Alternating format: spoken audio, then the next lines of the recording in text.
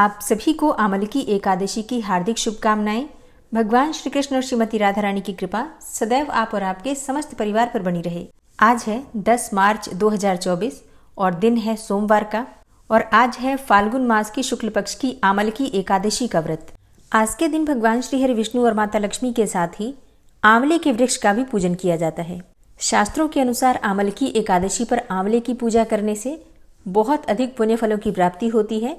जाने अनजाने में किए गए समस्त पाप कर्म, चाहे वो इस जन्म के हों या फिर पूर्व जन्म के हों, कायिक, वाचिक और मानसिक समस्त पापों से मुक्ति मिल जाती है। तो आज की वीडियो में आप सुनेंगे आमलकी एकादशी व्रत की कथा। लेकिन उससे पहले सुनते हैं एकादशी माता की कथा। एकादशी का व्रत एकादशी माता की कथा सुने बिना अधूरा ही माना जाता है, इसलिए पूरे श्रद्धा भाव से एकादशी माता की कथा भी जरूर सुननी चाहिए। एकादशी माता की कथा के अनुसार मुर नामक एक दैत्य था। रावण और कंस की तरह वो भी बड़ा आतंक मचाता था और स्वर्ग में देवों सहित सभी को पीड़ा देता था। सब लोग उससे रक्षा मांगकर श्रीमन नारायण की शरण में गए। भगवान ने कहा, मैं उसे संभालता हूँ, तुम चिंता मत करो।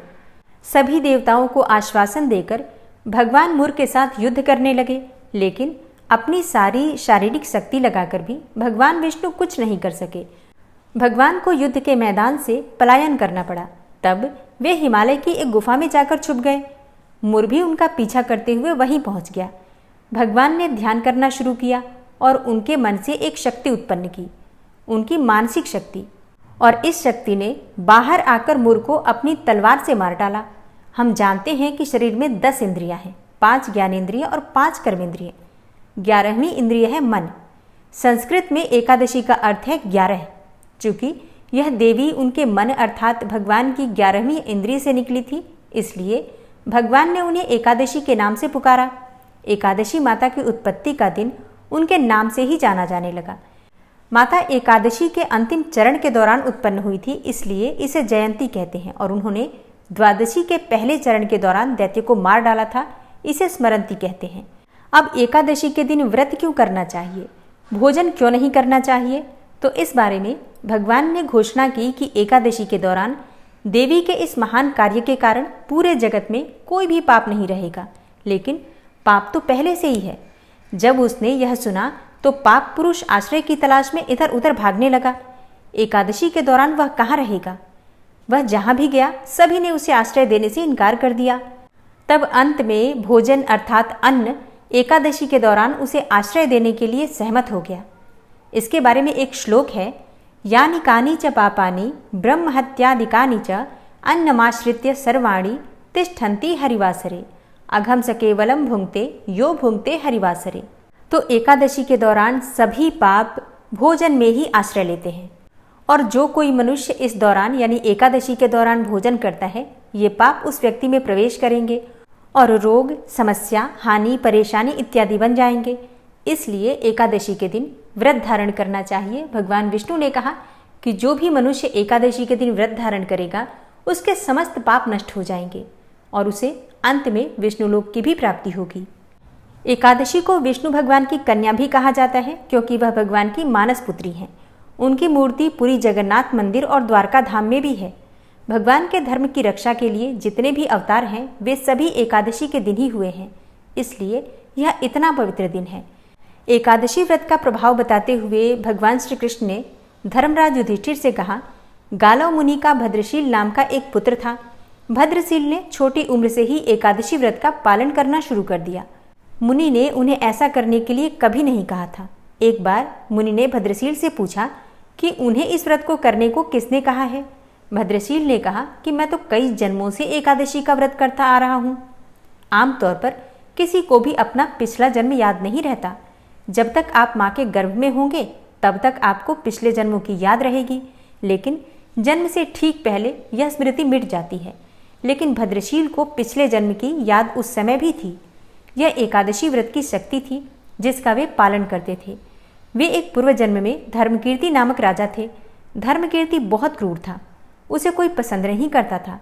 ऐसा कोई पाप नहीं था जो उसने नहीं किया हो। एक बार वह अपने सैनिकों के साथ शिकार पर गया। उसने एक हिरण को देखा और अपने सैनिकों को उस हिरण को चारों ओर से घेरने के लिए कहा। राजा ने कहा कि जो भी उस हिरण को भागने देगा उसका पूरा परिवार मार डाला जाएगा। हिरण ने यह सुना और सोचा, बेचारे सैनिक, मैं उनमें से किसी को कुछ भी नहीं होने दूंगा। हिरण राजा के पास से निकल भागा। राजा ने हिरण का पीछा किया। सूर्यास्त होते राजा एक घने जंगल के अंदर फंस गया। हिरण कहीं दिखाई नहीं दे रहा था। राजा ने एक पेड़ के नीचे रात बिताई। उसने दिन भर में कुछ भी नहीं खाया था। उसे चारों ओर से खतरनाक जानवरों के गुर्राने की आवाज़ भी सुनाई दे रही थी। वह सो भी नहीं सका। राजा ने डर से श्रीहरि परमात्मा से प्रार्थना करना शुरू कर दिया। फिर सुबह होते ही उसकी मृत्यु हो गई।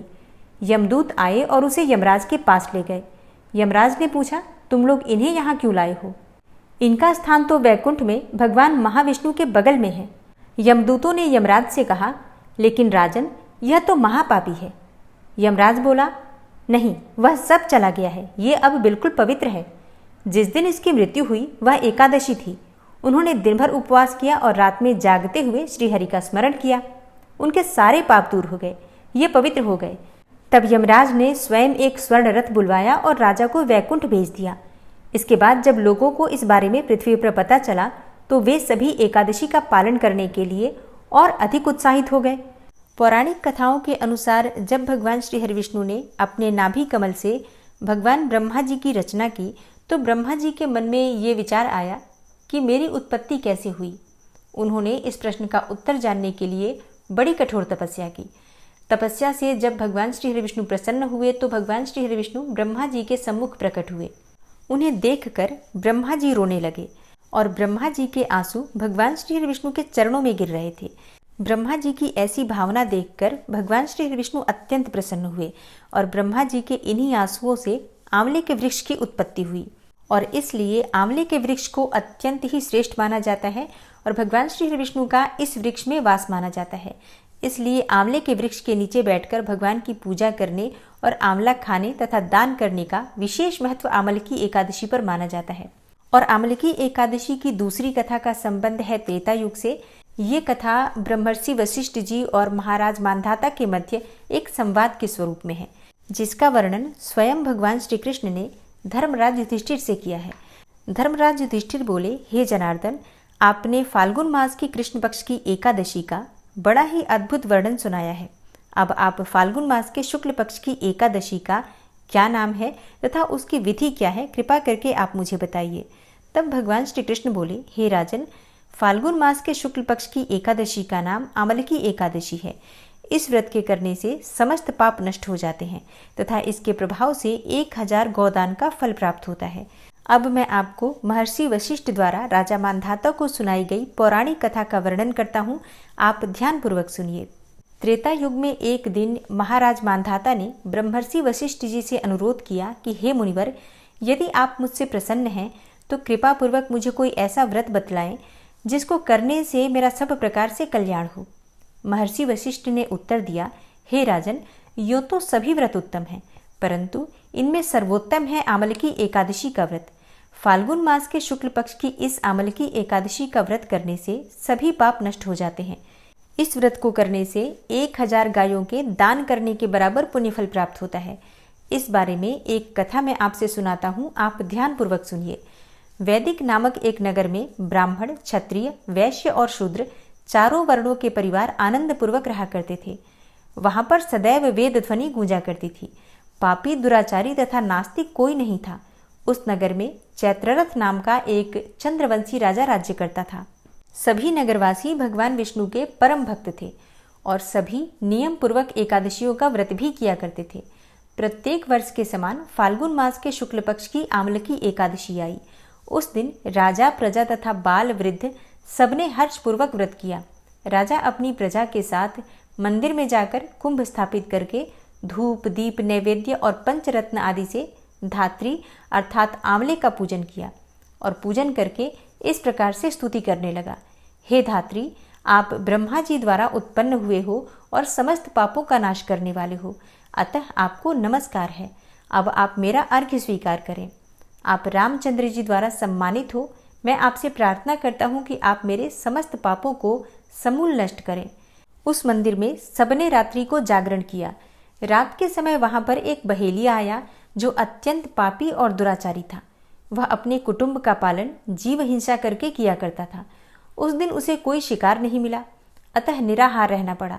भूख तथा प्यास से अत्यंत व्याकुल होकर वह बहेलिया मंदिर के एक कोने में बैठ गया और विष्णु भगवान तथा एकादशी महात्म्य की कथा सुनने लगा। और इस प्रकार अन्य मनुष्यों की भांति उसने भी सारी रात जागकर ही बिताई। प्रातःकाल घर आकर उसने भोजन किया।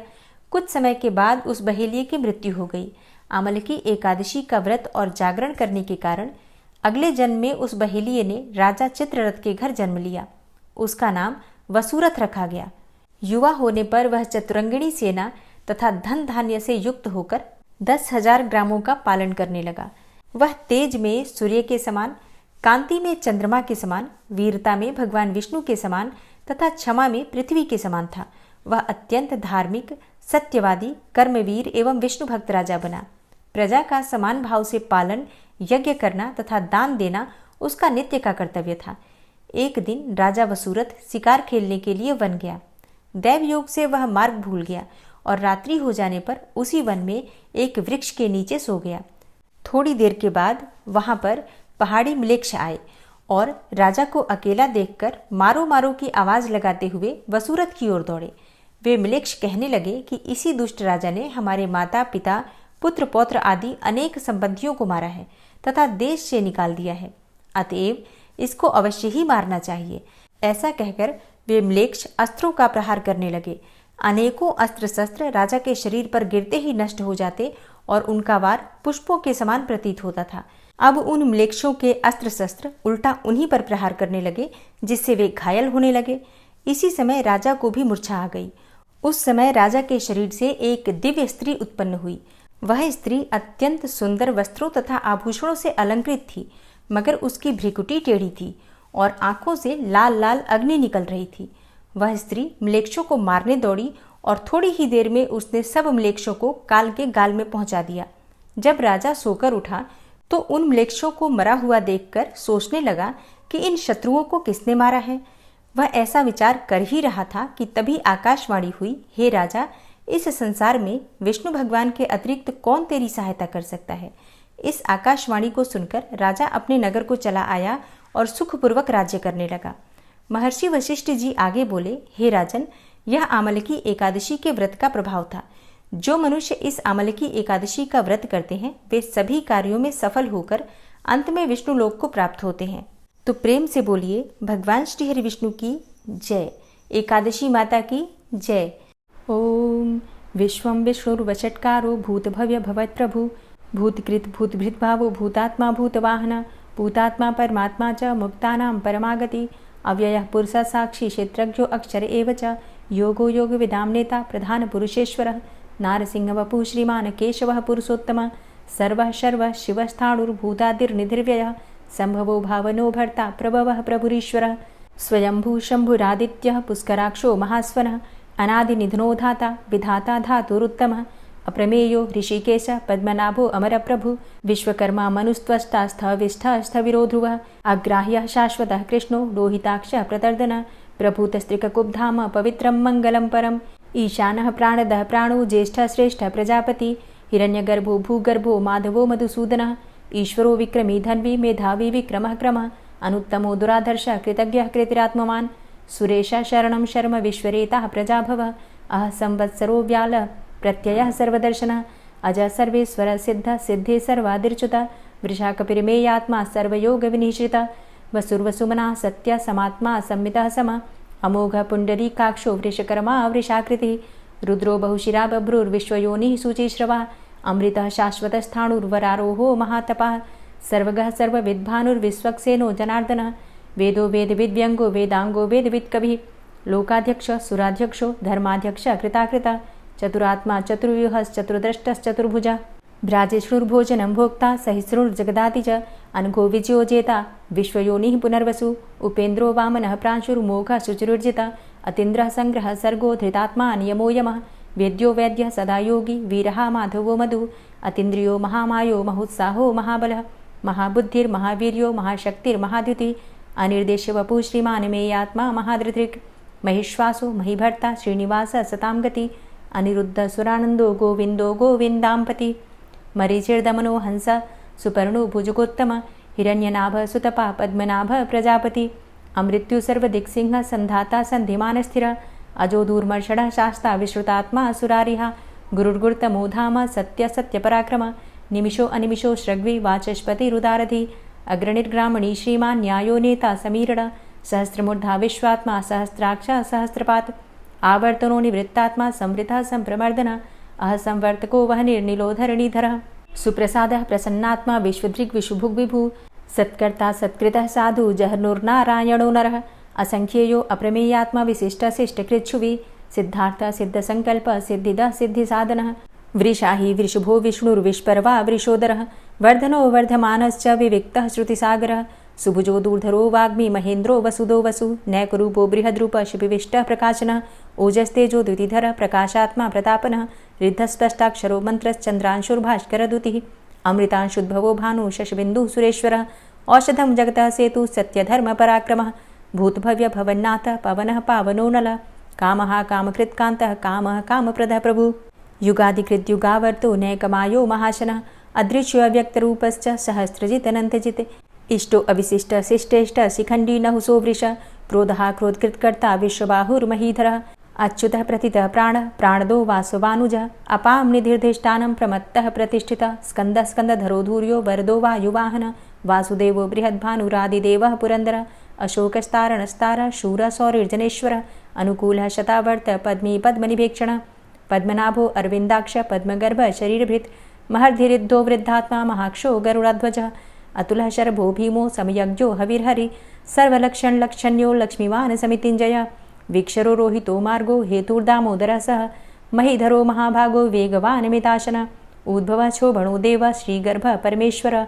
करणं कारणं कर्ता विकर्ता गहनो गुहः व्यवसायो व्यवस्थान संस्थान स्थानदो ध्रुवः परर्थी परमस्पस्तुष्टः पुष्टः सुभेक्षणः रामो विरामो विरजो मार्गो नेयो नयोनयः वीरः शक्तिमतां श्रेष्ठो धर्मो धर्मविदुत्तमः वैकुण्ठः पुरुषः प्राणः प्राणदः प्रणवः पृथुः हिरण्यगर्भः शत्रुघ्नो व्याप्तो वायुरुधोक्षजः ऋतुः सुदर्शनः कालः परमेष्ठी परिग्रहः उग्रः संवत्सरो दक्षो विश्रामो विश्वदक्षिणः विस्तारस्थावरस्थाणु प्रमाणं बीजमव्ययम् अर्थो अनर्थो महाकोशो महाभोगो महाधनः अनिर्विण्णः स्थविष्टोऽभूत् धर्मयुपो महामख नक्षत्रनेमिर्नक्षत्री क्षमा क्षामः समीहनः यज्ञ इज्यो महेज्यश्च क्रतुसत्रं सतां गतिः सर्वदर्शी विमुक्तात्मा सर्वज्ञो ज्ञानमुत्तमं सुव्रतः सुमुखः सुष्मा सुघोषः सुखदः सुहृतः मनोहरो जित्क्रोधो वीरबाहुर्विदारणः स्वापनः स्ववसो व्यापी नैकात्मा नैककर्मकृत् वत्सरो वत्सलो वत्सी रत्नगर्भो धनेश्वरः धर्मगुप्त धर्मकृद्धर्मी सदसक्षरमक्षरम् अविज्ञाता सहस्रांशुर्विधाता कृतलक्षणः गभस्तिनेमिः सत्त्वस्थः सिंहो भूतमहेश्वरः आदिदेवो महादेवो देवेशो देवभृद्गुरुः उत्तरो गोपतिर्गोप्ता ज्ञानगम्यः पुरातनः शरीरभूतभृद्भोक्ता कपीन्द्रो भूरि दक्षिणः सोमभो अमृतपः सोमः पुरुजित् पुरुषोत्तमः विनयोजयः सत्यसन्धो दाशाः सात्वतां पतिः जीवो विनयिता साक्षी मुकुन्दो अमितविक्रमः अम्भो निदृणन्तात्मा महोदधीशयोऽन्तकः अजोमहारः स्वाभाव्यो जितामित्रः प्रमोदनः आनन्दो नन्दनो नन्दः सत्यधर्मा त्रिविक्रमः महर्षि कपिलाचार्यः कृतज्ञो मेदिनीपतिः त्रिपदस्त्रिदशाध्यक्षो महाशृङ्गः कृतान्तकृत् महावराहो गोविन्दः सुखेणः कनकाङ्गदी गुह्यो गभीरो गहनो गुप्तश्चक्रगदाधरः वेधा स्वाङ्गो अजितः कृष्णो दृढः सङ्कर्षणोच्युतः वरुणो वारुणो वृक्षः पुष्कराक्षो महामनाः भगवान् भगानन्दी वनमाली हलायुधः आदित्यो ज्योतिरादित्यः सहिष्णुर्गतिसत्तमः सुधन्वाखण्ड परशुर्दारुणो द्रविडप्रदः दिविस्त्रिक्सर्वदृग्व्यासो वाचस्पतिर्योनिजः त्रिसामासामगः साम निर्वाणं भेषजं भिषक् सन्न्यासकृच्छमः शान्तो निष्ठा शान्तिः परायणं शुभाङ्गः शान्तिदस्रष्टा कुमुदः कुवलेशयः गोहितो गोपतिर्गोप्ता वृषभाक्षो वृषाप्रियः अनिवर्ति निवृतात्मा संक्षेप्ता चेमकृच्छिवः श्रीवत्सवक्षा श्रीवास श्रीपति श्रीमताम्बरः श्रीधर श्रीश श्रीनिवास श्रीनिधि श्रीविभावन श्रीधर श्रीकर श्रेय श्रीमान् लोकत्रयाश्रयः स्वक्ष स्वङ्ग शतानन्दो नन्दिर्ज्योतिर्गणेश्वरः विजितात्मा विधेयात्मा सत्कीर्तिश्छिन्न संशयः उदीर्णः सर्वतक्षशुर्निशः शाश्वतः स्थिरः भूषयो भूषणो भूतिर्विशोकः शोकनाशनः अर्चिष्मानर्चितः कुम्भो विशुद्धात्मा विशोधनः अनिरुद्धो अप्रतिरथ प्रद्युम्नो अमितविक्रमः कालिनेमि निहावीर शौरी शूरजनेश्वरः त्रिलोकात्मा त्रिलोकेशः केशवः केशिहारी कामदेवः कामपालः कामीकान्तः कृतागमः अनिर्देशवपुर्विष्णोर्वीरो अनन्तो धनञ्जयः ब्रह्मण्यो ब्रह्मकृद्ब्रह्मा ब्रह्म ब्रह्म विवर्धन ब्रह्मविद् ब्राह्मणे ब्रह्मी ब्रह्मज्ञो ब्राह्मणप्रियः महाक्रमो महाकर्मा महातेजा महोरगः महाक्रतुर्महायज्वा महायज्ञो महाहवि स्तव्यस्तव प्रियस्तोत्रं स्तुतिस्तोतारणप्रिय पूर्णः पुरैता पुण्य पुण्यकीर्तिर्नामयः मनोजवस्तीर्थकरो वसुरेता वसुप्रद वसुप्रदो वासुदेव वसुर्वसुमनाहवि सद्गतिः सत्कीर्तिः सत्ता सद्भूतिः सत्परायणः शूरसेनो यदुश्रेष्ठः सन्निवासः सुयामुनः भूतावासो वासुदेवः सर्वासु निलयो नलः दर्पः दर्पदो दृप्तो दूर्धरोथा पराजितः विश्वमूर्तिर्महामूर्तिर्दीप्तमूर्तिर्मूर्तिमान् अनेकमूर्तिरव्यक्तः शतमूर्तिः शताननः एको नैकः सवकः किं यत्तत्पदमनुत्तमं लोकबन्धुर्लोकनाथो माधवो भक्तवत्सलः सुवर्णवर्णो हेमांगो वरांगश्चन्दनांगदी वीरः विषमः शून्यो घृताशीरचलश्चलः अमानीमानदो मान्यो लोकस्वामी त्रिलोकदृक् सुमेधा मेधजो धन्यः सत्यमेधा धराधरः तेजो वृषः द्वितिधरः सर्वशस्त्रभृताम्बरः प्रग्रहो निग्रहो व्यग्रो नैकशृङ्गो गदाग्रजः चतुर्मूर्तिश्चतुर्बाहुश्चतुर्व्यूहश्चतुर्गति चतुरात्मा चतुर्भावश्चतुर्वेदविदेकपात् समावर्तो अन्वृतात्मा दुर्जयो दुरतिक्रम दुर्लभो दुर्गमो दुर्गो दुरावासो दुरारिहा शुभांगो लोकसारंग सुतन्तुस्तन्तुवर्धन इन्द्रकर्मा महाकर्मा कृतकर्मा कृतागमः उद्भवः सुन्दरः सुन्दो रत्ननाभः सुलोचनः अर्को वाजसनः शृङ्गी जयन्तः सर्वविजयी सुवर्णबिन्दुरक्षोभ्य सर्वभागीश्वरेश्वरः महाह्रदो महागर्तो महाभूतो महानिधि कुमुदः कुन्दरः कुन्दः पर्जन्यः पावनो नीलः अमृताशो अमृतवपुः सर्वज्ञः सर्वतोमुखः सुलभः सुव्रतः सिद्धः शत्रुजित् शत्रुतापनः न्यग्रोधो दुम्बरो अस्वस्थश्चाणुरान्ध्रनिषूदनः सहस्रार्चिः सप्तजिह्वः सप्तैधा सप्तवाहनः अमूर्तिरणघो अचिन्त्यो भयकृद्भयनाशनः अणुर्बृहत्कृशस्थूलो गुणभृन्निर्गुणो महान् अधृतः स्वधृतः स्वास्य प्राग्वंशो वंशवर्धनः भारभृतिकथितो योगी योगी स सर्वकामद आश्रमश्रमण क्षाम सुपर्णो वायुवाहन धनुर्धरोर्धनुर्वेदो दण्डोदमयितादम अपराजितः सर्वसहो नियन्ता नियमो यमः सत्त्ववान् सात्विकः सत्य सत्यधर्मपरायण अभिप्रायः प्रियार्होर्ह प्रियकृत्प्रीतिवर्धनः विहाय सगतिर्ज्योति सुरुचिर्हुद्भुग्विभु रविर्विलोचनः सूर्य सविता रविलोचनः अनन्तो हुद्भुग्भोक्ता सुखदो नैकजोग्रज अनिर्विण्ण सदामर्षि लोकाधिष्ठानमद्भुतः सनात सनातन्तमः कपिलः कपिरप्यय स्वस्तिदा स्वस्तिकृत् स्वस्ति स्वस्तिभुक् स्वस्ति दक्षिण रौद्रः कुण्डली चक्रे विक्रमयुर्जित शासन शब्दातिग शब्दशः शिशिरः शर्वरीकर अक्रूरः पेशलो दक्षो दक्षिणः क्षमिणाम्बर विद्वतमो वितभय पुण्यश्रवणकीर्तन उत्तारणो दुष्कृतिः पुण्यो दुःस्वप्ननाशन वीरः रक्षणः सन्तो जीवनः पर्यवस्थितः अनन्तरूपो अनन्तसृर्जितमन्युर्भयापः चतुरश्रो गभीरात्मा विदिशो व्यादिशो दिश अनादिर्भूर्भुवो लक्ष्मीः सुवीरो रुचिराङ्गद जननो जन्मादिर्भीमो भीमपराक्रम आधारनीलयोधाता पुष्पहासः प्रजागर ऊर्ध्वगः सत्पथाचारः प्राणदः प्रणवपण प्रमाणं प्राणनीलयः प्राणभृत् प्राणजीवनः तत्त्वं तत्त्वविदेकात्मा जन्म मृत्यु जरातिग भूर्भुवः स्वस्तरुस्तारः सविता प्रपितामहः यज्ञो यज्ञपतिर्यज्वा यज्ञाङ्गो यज्ञवाहन यज्ञभृद्यज्ञकृद्यज्ञ यज्ञभुग्यज्ञसाधन यज्ञान्तिकृद्यज्ञ गुह्यमन्यमन्नादेव च आत्मयोनिः स्वयं जातो वैखानः सामगायन देवकी नन्दन स्रष्टा क्षितिसः पापनाशन शङ्खभृन्नन्दकी चक्री शारङ्गधन्वा गदाधरः रथाङ्गपाणिरक्षोभ्य सर्वप्रहरणायुध ओम नमः इति। और अब आप सुनेंगे श्री तुलसी चालीसा।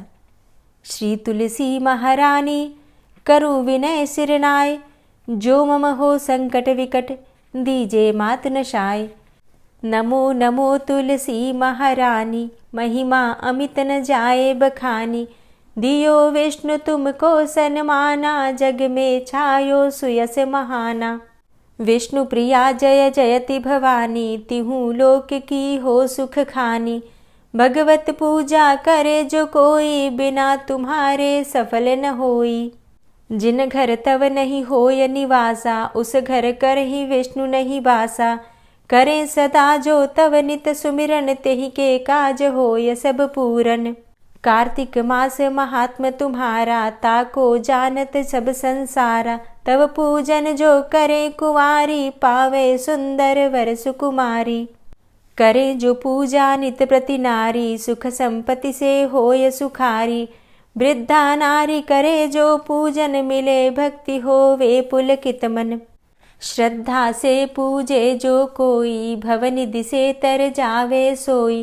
कथा भागवत यज्ञ करावे तुम बिन नहीं सफलता पावे।